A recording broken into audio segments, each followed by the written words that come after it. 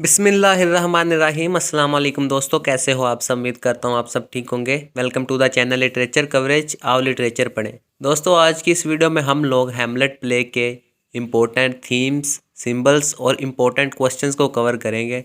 वो क्वेश्चंस जो एग्ज़ाम के पॉइंट ऑफ व्यू से बहुत इंपॉर्टेंट हैं, उन क्वेश्चंस के बारे में मैं आपको बताऊँगा। जहाँ तक मेरे ख्याल में जो इंपॉर्टेंट क्वेश्चंस बनते हैं वही मैं आपको बताऊंगा। बाकी अगर किसी और को पता है कि कोई और क्वेश्चन भी इंपॉर्टेंट हो तो वो कमेंट में ज़रूर बता सकता है। दोस्तों, हैमलेट प्ले विलियम शेक्सपियर का बहुत ही इंपॉर्टेंट वर्क है और ये बहुत ही फेमस है। दोस्तों, ये शेक्सपियर का सबसे बड़ा प्ले था जिसमें तकरीबन 29,551 वर्ड्स मौजूद हैं और लिटरेचर में भी इसको द लॉन्गेस्ट प्ले कहा जाता है। दोस्तों, ये प्ले 1599 से 1601 तक लिखा गया था और ये प्ले 1600 से 1601 तक परफॉर्म किया गया था।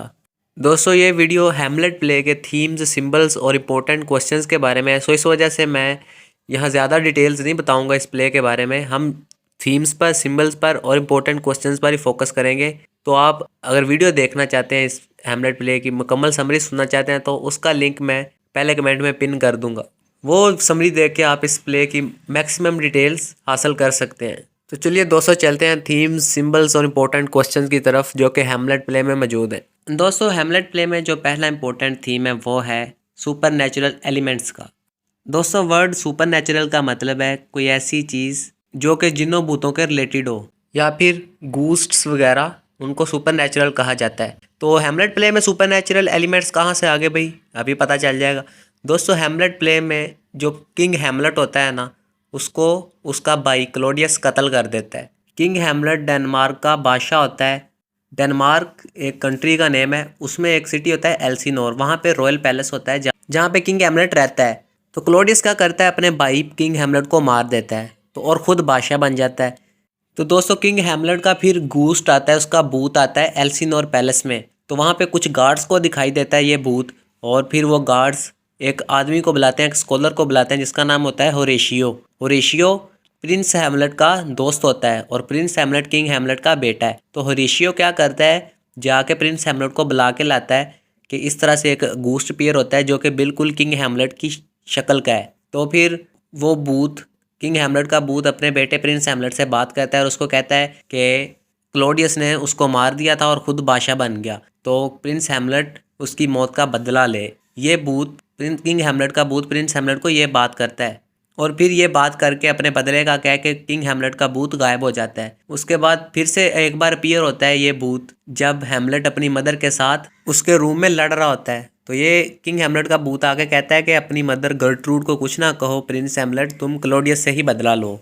इसके अलावा टोटल 4 टाइम्स ये घूस्ट अपीयर होता है। तो इस वजह से सुपर नेचुरल एलिमेंट इस प्ले का एक इम्पोर्टेंट थीम है। दोस्तों, दूसरा एक इम्पोर्टेंट और मेजर थीम हैमलेट प्ले में है रिवेंज का। दोस्तों, अभी मैंने आपको बताया कि प्रिंस हैमलेट का जो फादर था ना, किंग हैमलेट, उसका घूस्ट आके प्रिंस हैमलेट को कहता है कि क्लोडियस से उसकी मौत का, उसके मर्डर का बदला लिया जाए।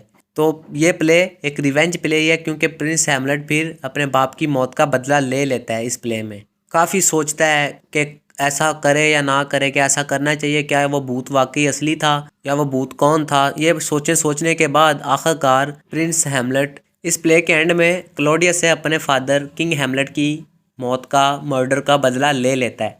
दोस्तों, तीसरा इंपॉर्टेंट थीम है मर्डर्स और डेथ्स का। दोस्तों, मर्डर्स, तो एक मर्डर का तो हमें पता चल गया है ना कि किंग हैमलेट को उसका भाई क्लोडियस मार देता है, कत्ल कर देता है और ख़ुद बादशाह बन जाता है डेनमार्क का। एक मर्डर तो ये हो गया। इसके अलावा जो क्लोडियस होता है ना, फिर वो हैमलेट को कत्ल करवाने के लिए, उसका मर्डर करवाने के लिए भी प्लानिंग करता है और इस काम में भी वो कामयाब हो जाता है। लेकिन प्रिंस हैमलेट मरने से पहले पहले अपने अंकल क्लोडियस को भी कत्ल कर देता है, अपना बदला पूरा कर लेता है, अपना रिवेंज ले लेता है और क्लोडियस का भी मर्डर हो जाता है प्रिंस हैमलेट के हाथों। दोस्तों, इसके अलावा एक और मर्डर होता है इस प्ले में जो कि होता है एक लॉर्ड चैम्बरलेन पोलोनियस का। पोलोनियस प्रिंस हैमलेट की मदर गर्ट्रूड के कमरे में होता है। तो प्रिंस हैमलेट बाहर से रूम में आता है तो पोलोनियस एक पर्दे के पीछे छुप जाता है। तो प्रिंस हैमलेट को लगता है कि पीछे क्लोडियस छुपा हुआ है पर्दे के पीछे, तो वो तलवार के साथ वार करता है, ये समझ के कि हो सकता है क्लोडियस छुपा हो पर्दे के पीछे, लेकिन वहाँ पोलोनियस होता है और तलवार के वार से पोलोनियस मर जाता है, उसका भी मर्डर हो जाता है प्रिंस हैमलेट के हाथों। दोस्तों, इसके अलावा और कितनी डेथ्स होती हैं इस प्ले में वो कुछ यूँ हैं किंग हैमलेट की भी डेथ हुई थी, हम जानते हैं उसका मर्डर हुआ था। प्रिंस हैमलेट भी मर जाता है इस प्ले में, क्योंकि क्लॉडियस जो होता है ना वो तलवार के ऊपर जहर लगा देता है। लिएटीज एक करैक्टर का नेम है जो कि पोलोनियस का बेटा होता है और ओफिलिया का भाई होता है। तो लिएटीज की तलवार के ऊपर जहर लगवा देता है जो क्लॉडियस होता है हैमलेट को मरवाने के लिए। तो उस तलवार से हैमलेट को जख्म लग जाता है और लिएटीज को भी उसी तलवार से जख्म लग जाता है। तो लिएटीज भी मर जाता है और हैमलेट भी मर जाता है। और क्लॉडियस कैसे मरता है, उसको हैमलेट मार देता है और जो गर्ट्रूड होती है वो जहर वाला शरबत पी के मर जाती है। जहर वाला शरबत भी क्लॉडियस ने हैमलेट को मरवाने के लिए ही तैयार करवाया होता है, लेकिन वो गर्ट्रूड पी लेती है और गर्ट्रूड मर जाती है। इसके अलावा रोजनक्रांट्स और गिल्डनस्टर्न का भी कत्ल कर दिया जाता है इंग्लैंड में। हम जानते हैं कि क्लॉडियस जो होता है वो हैमलेट को इंग्लैंड भेज देता है, तो साथ ही रोजनक्रांट्स और गिल्डनस्टर्न उनके हाथ एक मैसेज भी भेज देता है इंग्लैंड के किंग को कि हैमलेट को इंग्लैंड पहुंचते ही कत्ल कर दिया जाए। लेकिन हैमलेट को पता चल जाता है अपने दोस्तों का, तो वो क्या करता है, वो मैसेज चेंज कर देता है और वहाँ पे अपना मैसेज ये लिख देता है कि रोजनक्रांट्स और गिल्डनस्टर्न को कत्ल कर दिया जाए। तो प्ले के एंड पे पता चल जाता है कि गिल्डनस्टर्न और रोजनक्रांट्स का भी कत्ल कर दिया गया है इंग्लैंड में। और इसके अलावा एक डेथ और होती है, वो हैमलेट की लवर की होती है जो कि पोलोनियस की बेटी और लिएटीज की बहन होती है। उसका नाम होता है ओफिलिया। ओफिलिया जो है वो दरिया में डूब के मर जाती है।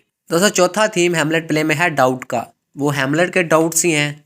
जब हैमलेट के बाप किंग हैमलेट का घोस्ट अपीयर होकर हैमलेट को बताता है ना कि उसका कत्ल हुआ था और क्लॉडियस ने वो कत्ल किया है, तो हैमलेट उसके बाद क्या करता है, फ़ौरन से बदला नहीं ले लेता क्लॉडियस से अपने बाप की मौत का। वो पहले बहुत सारा सोचता है, वो शक करता है, वो सोचता है कि हो सकता है ये भूत कोई शैतान हो सकता है ये भूत उसके बाप का ना हो, पता नहीं ये भूत कौन है, कहाँ से आया है, क्या ये भूत असली था। ऐसी सोचता है हैमलेट, प्रिंस हैमलेट जो है, और जल्दी एक्शन नहीं लेता, डाउट में रहता है। और इसके अलावा हैमलेट जो है अपनी मदर पे भी डाउट करता है कि उसकी मदर गर्ट्रूड का और उसके अंकल क्लॉडियस का अफेयर था।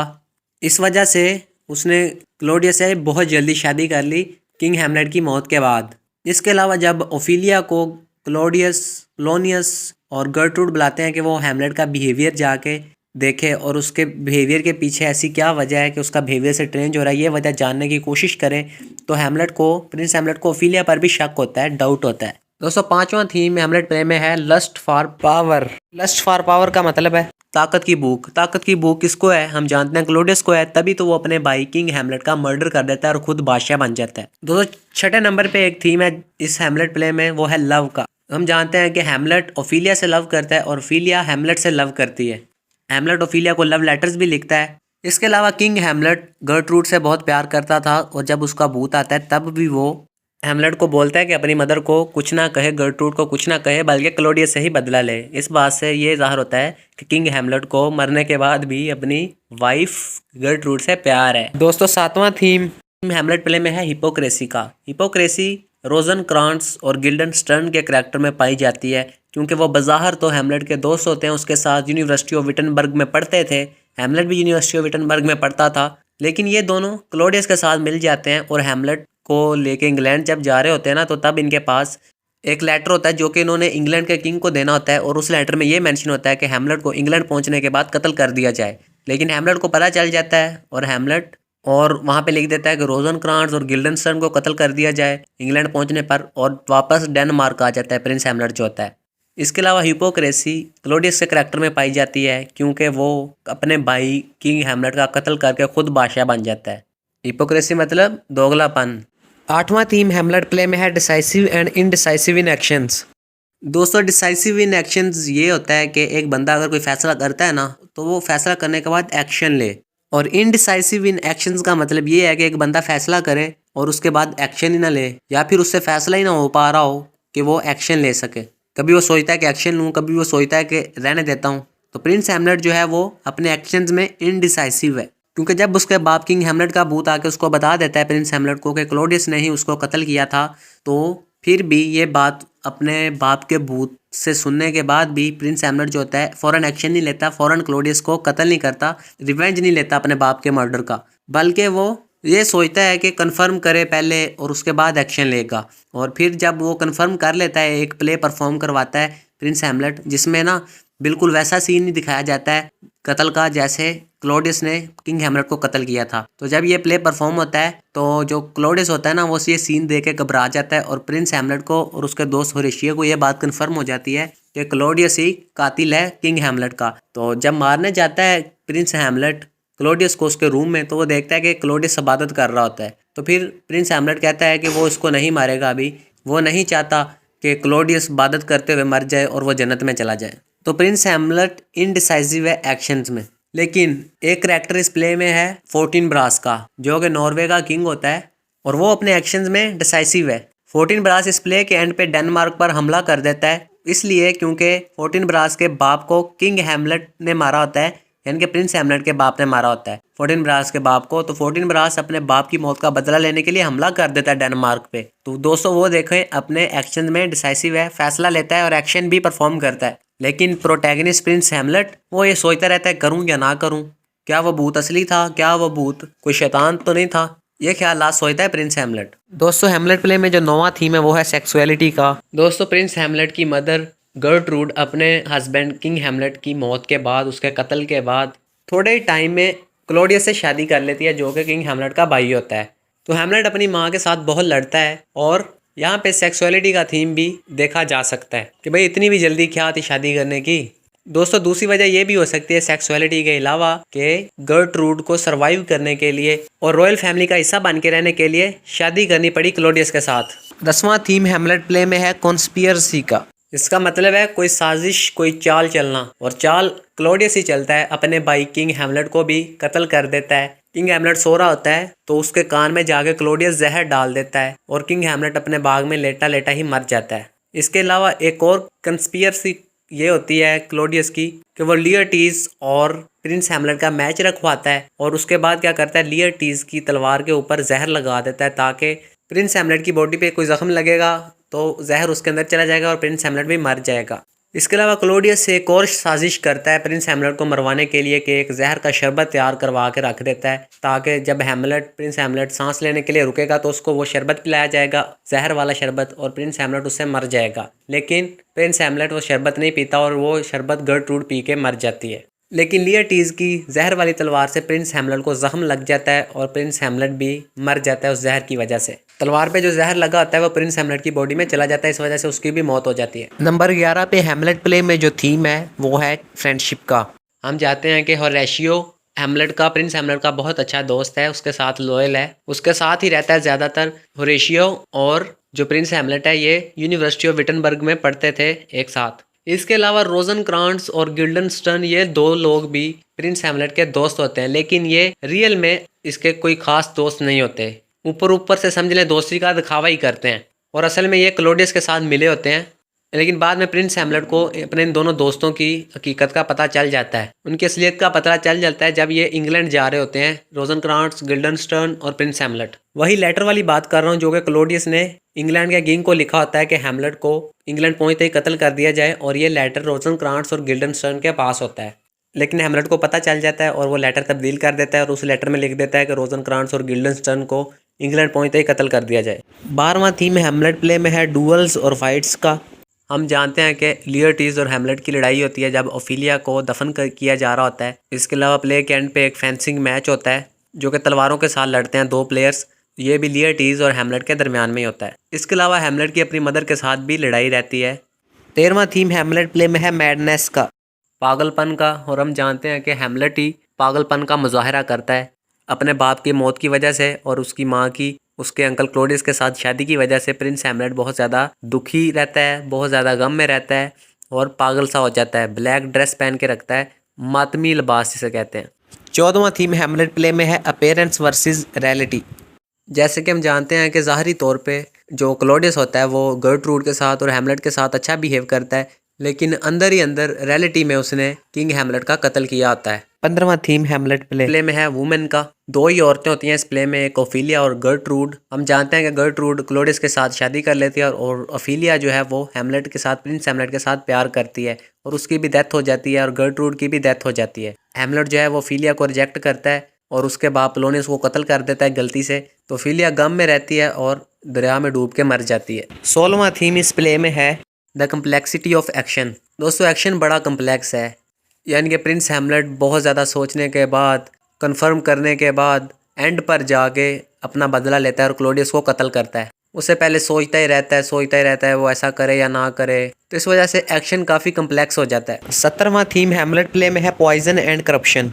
हम जानते हैं कि करप्शन क्लोडियस ही करता है और इसके अलावा पॉइजन अपने भाई के कान में डाल के उसको मार देता है, किंग हैमलेट को मार देता है जब वो अपने बाग में सो रहा होता है। और इसके अलावा ये लिएटीज की तलवार के ऊपर भी जहर लगवा देता है प्रिंस हैमलेट को मरवाने के लिए। और इसके अलावा एक जहर वाला शरबत भी तैयार करवाता है प्रिंस हैमलेट के लिए ताकि प्रिंस हैमलेट को ये कत्ल कर सके, उसको मार सके। 218वां और लास्ट थीम हैमलेट प्ले में है the nation as a diseased body. जो किंग हैमलेट था वो डेनमार्क का अच्छा बादशाह था। उसके दौरे हुकूमत में जो अवाम थी वो खुश थी, लेकिन क्लोडियस जो है वो चालबाज है। वो अपने भाई किंग हैमलेट को कत्ल कर देता है। समझ लें अपने भाई को उसने कत्ल कर दिया तो वाम के साथ वो कैसा सलूक कर सकता है। इसके अलावा क्लोडियस गर्ट्रूड से शादी कर लेता है। तो डेनमार्क के लोगों का क्या, रॉयल फैमिली तो अपने मसलों में उलझी पड़ी है। हैमलेट जो है वो ख्यालों में मगन रहता है, दुख में रहता है, एक्शन लेने में देर करता है, क्लोडियस को मारने में देर करता है और आखिरकार प्ले के एंड में खुद भी मर जाता है। तो अवाम पर क्या असर पड़ेगा इसका। इस वजह से एक पैलेस का गार्ड, एल्सिनोर पैलेस का गार्ड जिसका नेम होता है मार्सिलस, वो ये लाइन बोलता है something is rotten in the state of Denmark, यानी कि गड़बड़ चल रही है डेनमार्क कंट्री में। ये लाइन मार्सिलस तब बोलता है जब वो और होरेशियो इस बात पर बहस कर रहे होते हैं कि भूत का और प्रिंस हैमलेट का पीछा किया जाए या ना किया जाए, या उनके पीछे जाया जाए, हैमलेट के साथ रहा जाए या रहने दिया जाए। क्योंकि हम जानते हैं वो भूत जो होता है प्रिंस हैमलेट के बाप का, वो प्रिंस हैमलेट से अकेले में बात करना चाहता है। दोस्तों ये थे हैमलेट प्ले के थीम्स। अब चलते हैं इसके इंपॉर्टेंट क्वेश्चंस की तरफ। दोस्तों पहला इंपॉर्टेंट क्वेश्चन है explain Hamlet as a tragic play. दूसरा इंपॉर्टेंट क्वेश्चन है how Hamlet play is a revenge play. तीसरा इंपॉर्टेंट क्वेश्चन है explain soliloquies which are present in the Hamlet play. दोस्तों इसके अलावा जो मैंने आपको थीम्स बताए हैं ना, इनमें से कोई भी लॉन्ग क्वेश्चन बन के आ सकता है। किसी करैक्टर के बारे में भी पूछा जा सकता है एग्ज़ाम में। फॉर एग्जाम्पल हैमलेट के बारे में पूछा जा सकता है, उसकी मदर गर्ट्रूड का करैक्टर पूछा जा सकता है। इसके अलावा किंग हैमलेट का करैक्टर पूछा जा सकता है, क्लोडियस का करैक्टर पूछा जा सकता है। और इसके अलावा थीम्स में मैंने आपको सुपर नेचुरल एलिमेंट्स का, गूस्ट का, किंग हैमलेट के गूस्ट का बता दिया है, तो वो क्वेश्चन भी पूछा जा सकता है प्ले में। दोस्तों प्रिंस हैमलेट का करैक्टर किस तरह का है, ये क्वेश्चन बहुत इंपॉर्टेंट है, समरी इसकी बहुत इंपॉर्टेंट है। ये थे चंद इंपॉर्टेंट क्वेश्चंस हैमलेट प्ले में। अगर किसी और को लगता है कि कोई और इंपॉर्टेंट क्वेश्चन है इस प्ले में तो वो कमेंट में बता दे ताकि बाकियों को भी पता चल सके। दोस्तों अब शुरू करते हैं हैमलेट प्ले के सिंबल्स। दोस्तों पहला सिंबल हैमलेट प्ले में है योरिक स्कल। योरिक एक कोर्ट जेस्टर था जब किंग हैमलेट बादशाह होता था। कोर्ट जेस्टर का मतलब है कोई ऐसा पर्सन जो कि सबको इंटरटेन करता है, किंग को इंटरटेन करता है। तो ग्रेव यार्ड में जब ओफिलिया को दफनाया जा रहा होता है तो प्रिंस हैमलेट जो है वो योरिक की स्कल को देखता है और ये स्कल ये सिम्बोलाइज करती है कि हर इंसान ने मरना है आखिर। कोई इंसान कितना भी बड़ा इंसान बन जाए लेकिन आखिरकार उसको एक कफन में दफना दिया जाएगा और एक दिन सब ने ही मर जाना है। और इस कल को देख के हैमलेट के माइंड में भी डेथ का ख्याल आता है कि इंसान भी फना हो जाने वाली चीज़ है। योरी की स्कल या खोपड़ी ग्रेवयार्ड को भी रिप्रेजेंट कर रही है, कब्रिस्तान को भी, और हॉरर को भी, डर को भी रिप्रेजेंट कर रही है। दोस्तों यहाँ पे मैं एक और पॉइंट ऐड करता चलूँ, जब ओफिलिया की कब्र खोद रहे होते हैं ना कुछ लोग, तो वो लोग कमेंट्स करते हैं, मजाक करते हैं, कुछ तरह के ना कॉमेडी इफेक्ट क्रिएट करते हैं इस प्ले में। ग्रेव डिगर्स कहा जाता है कब्र खोदने वालों को। दोस्तों हैमलेट प्ले में जो दूसरा सिंबल है वो गूस्ट का है। किंग हैमलेट का जो गूस्ट होता है, ये गूस्ट इस बात को रिप्रेजेंट कर रहा है कि जो हैमलेट है वो अपने बाप की मौत, किंग हैमलेट की मौत पर बहुत ज़्यादा दुखी है और डरा हुआ है। और इसके अलावा प्रिंस हैमलेट की मदर गर्ट्रूड ने क्लोडियस से शादी कर ली है, प्रिंस हैमलेट के अंकल से, तो ये बात भी प्रिंस हैमलेट को बहुत डरा रही है। और इसके अलावा ये गूस्ट इस बात की रिप्रेजेंटेशन है, इस बात की सिंबल है कि बुराई जीत चुकी है, यानी कि अच्छा बादशाह किंग हैमलेट मर चुका है। उसको उसके भाई क्लोडियस ने एक चाल चल के उसके कान में जहर डाल के उसको मार दिया था। और इस तरह क्लोडियस बुरा इंसान है क्योंकि उसने अपने भाई को मारा है, तो इस वजह से बुराई जीत चुकी है।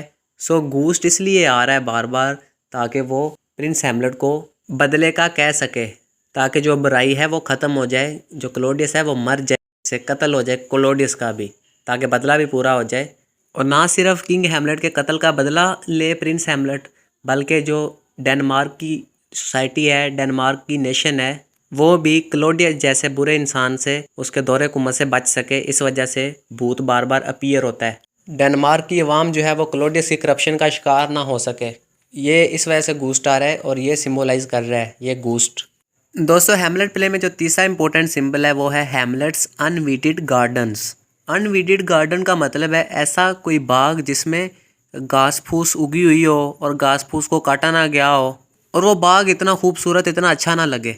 इसको कहते हैं अनवीडेड गार्डन। और ये इस बात को सिंबलाइज कर रहा है कि जो डेनमार्क कंट्री है ना, अब वो भी बिल्कुल एक अनवीडेड गार्डन की तरह है।